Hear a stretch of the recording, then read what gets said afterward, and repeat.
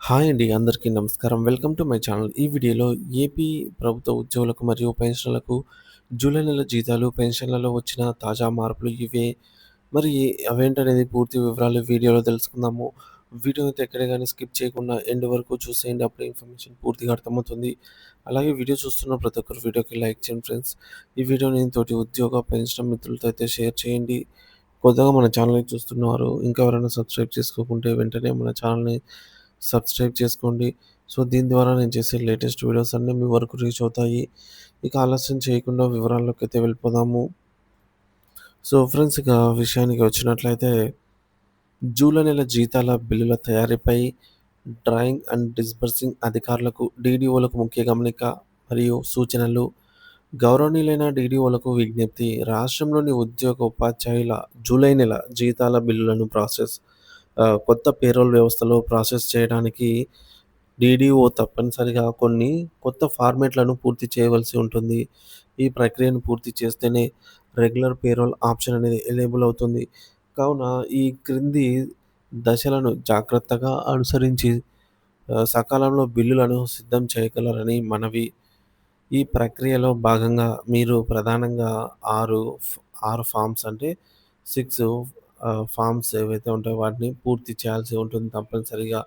వాటిలో ఏ ఒక్కటి పూర్తి చేయకపోయినా మనకు పేరోల్ అనేది కనిపించదు. వాటిలో ముఖ్యమైనవి ఈ క్రింద వివరించబడ్డాయి చూడండి ఫ్రెండ్స్. స్టేజ్ 1 ఉద్యోగి పని దినాల నమోదు. ఇది ఎప్పుడూ ఉండేదే. Working days entry. ప్రతి నెల మాదిరిగానే ఈ నెలలో గూడా ప్రతి ఉద్యోగి యొక్క పని చేసిన దినాలను, సంఖ్యలను ఖచ్చితంగా నమోదు చేసి సేవ్ చేయాలి. ఇది మొదటి మరియు తప్పనిసరి దశ. రెండవది రెండవ దశ క్రమశిక్షణ చర్యల వివరాలు, నియామక అధికారి యొక్క నియమాలన్నమాట. సో, అంటే disciplinary cases and appointing authority. ఈ విభాగంలో ప్రతి ఉద్యోగి కూడా సంబంధించిన వివరాలను జాగ్రత్తగా అప్డేట్ చేయాలి. ఉపాధ్యాయుల విషయంలో డిసిప్లినరీ కేసెస్ వద్ద నో అని ఎంచుకోవాలి. అపాయింటింగ్ అథారిటీ నియామక అధికారి డిస్ట్రిక్ట్ ఎడ్యుకేషన్ ఆఫీసర్ అంటే సంబంధిత జిల్లా పేరు అని ఉండేలా సరిచూసుకోవాలి. ఉదాహరణకు district education officer YSR Kadapa అన్నట్టుగా. ఒకవేళ వివరాలు తప్పుగా ఉంటే ఈ క్రింది విధంగా మార్చాలి. డిపార్ట్మెంట్ స్కూల్ ఎడ్యుకేషన్ డిపార్ట్మెంట్, అలాగే డిపార్ట్మెంట్ దగ్గర స్కూల్ ఎడ్యుకేషన్ డిపార్ట్మెంట్ అని, డిస్ట్రిక్ట్ వద్ద మీ సంబంధిత జిల్లా పేరు ఏదైతే అది. ఉదాహరణకు అయితే వైఎస్ఆర్ కడప అని తీసుకోవడం జరిగింది. ఇక మూడోది అపాయింటింగ్ అథారిటీ డీడీఓ కోడ్. జిల్లా విద్యాశాఖ అధికారి డీఈఓ యొక్క డీడీఓ కోడ్‌ను ఎంటర్ చేయాలి. ఉదాహరణకు వైఎస్ఆర్ కడప పక్కన డీడీఓ కోడ్‌ని ఎంటర్ చేయాలి. ఇక బోధనేతర సిబ్బంది నాన్ టీచింగ్ స్టాఫ్ విషయంలోకొచ్చినట్లయితే డిసిప్లినరీ కేస్ వద్ద ఇక్కడ సేమ్ నో అని ఎంచుకోవాలి. అలాగే అపాయింటింగ్ అథారిటీ నియామక అధికారి జిల్లా పరిషత్ సంబంధిత జిల్లా పేరు అని ఉండేలా చూసుకోవాలి. ఉదాహరణకు జిల్లా పరిషత్, వైఎస్ఆర్ కడప లాగా. ఒకవేళ వివరాలు తప్పుగా ఉంటే ఈ క్రింది విధంగా మార్చాలి. డిపార్ట్మెంట్ అనేది పంచాయతీరాజ్ డిపార్ట్మెంటు, డిస్ట్రిక్ట్ వచ్చేసి మీ సంబంధిత జిల్లాని ఎంచుకోవాలి. అపాయింటింగ్ అథారిటీ అంటే డీడీఓ కోడ్ గారి అపాయింట్మెంట్ అథారిటీ డీడీఓ కోడ్‌ను అంటే జిల్లా పరిషత్ జెడ్పీ యొక్క డీడీఓ కోడ్‌ని ఎంటర్ చేయాలి. ఉదాహరణకు వైఎస్ఆర్ కడప దగ్గర మనము ఈ విధంగా కోడ్‌నైతే ఎంటర్ చేస్తాము. గమనిక డీడీఓ కోడ్ తెలియకపోతే జిల్లా పేరు టైప్ చేసి సంబంధిత కోడ్‌లు జాబితాలు కనిపిస్తాయి. సో, ప్రతి ఉద్యోగికి ఈ వివరాలను విడివిడిగా అప్డేట్ చేసి చేర్చాలి. సో, డీడీఓ గారి పరిధిలో ఎన్నైతే బిల్లులుంటాయో ప్రతి ఒక్క ఉద్యోగికి సంబంధించి బిల్లును కూడా ఈ మేరకు టైప్ చేసే సబ్మిట్ చేయాల్సి ఉంటుందనమాట. ప్రతి ఒక్క బిల్లును కూడా. ఈ విధంగా చేస్తేనే వారికి రెగ్యులర్ పేరోల్ అనేది కనిపిస్తుంది.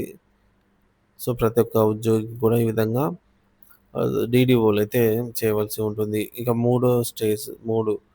ఆహ్, మూడో దశలో ఆర్గనైజింగ్ యూనిట్ అత్యంత ముఖ్యమైన దశ అండి ఇది.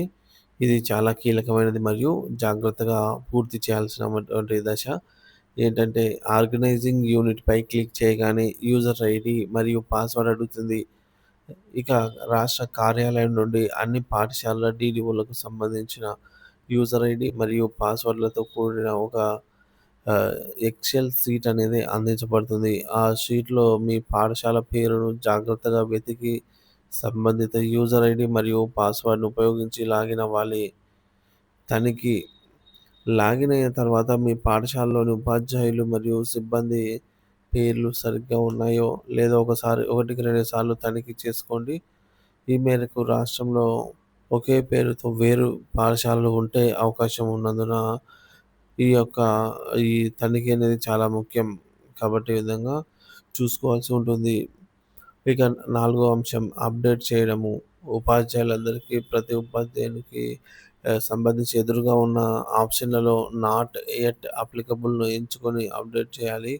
అలాగే బోధనేతర సిబ్బంది అయినటువంటి వాచ్‌మ్యాన్, పోలీస్ అలాగే సబార్డినేట్ వీరికి మాత్రం నాట్ అప్లికబుల్‌ను అయితే ఎంచుకొని ఆహ్, అప్డేట్ అయితే చేయాలి. ఇక స్టేజ్ 4లో డీడీఓ బ్యాంకు ఖాతా వివరాలు. ఇక చూసుకున్నట్లయితే డీడీఓ బ్యాంక్ అకౌంట్ డీటెయిల్స్ అండి. ప్రతి పాఠశాల డీడీఓలకు కేటాయించిన ఖాతా అధికారిక ఖాతా కరెంట్ ఆర్ ఫిక్స్డ్ డిపాజిట్ వివరాలను యాడ్ బ్యాంక్ అకౌంట్ డీటెయిల్స్ విభాగంలో పొందుపరిచి కన్ఫర్మ్ అయితే చేయాలి. ఇకపోతే పైన పేర్కొన్న అన్ని దశలను పూర్తి చేసిన తర్వాతే మాత్రమే మీకు రెగ్యులర్ పేరోల్ బిల్ అనేది జనరేట్ చేసి ఈ మేరకు ఆప్షన్ అందుబాటులోకి అయితే వస్తుంది. ఈ విధంగా ఈ ప్రక్రియలో ఏమైనా సాంకేతిక సందేహాలు తలెత్తితే మీకు సంబంధిత ట్రెజరీ కార్యాలయాన్ని గానీ, నియమించబడినటువంటి సాంకేతిక సహాయక బృందాన్ని గానీ సంప్రదించగలరు. ఉద్యోగుల జీతాలు ఆలస్యం కాకుండా ఈ ప్రక్రియను సత్వరమే పూర్తి చేయాలని డీడీఓలందరికీ విజ్ఞప్తి చేస్తున్నాము. ధన్యవాదాలు.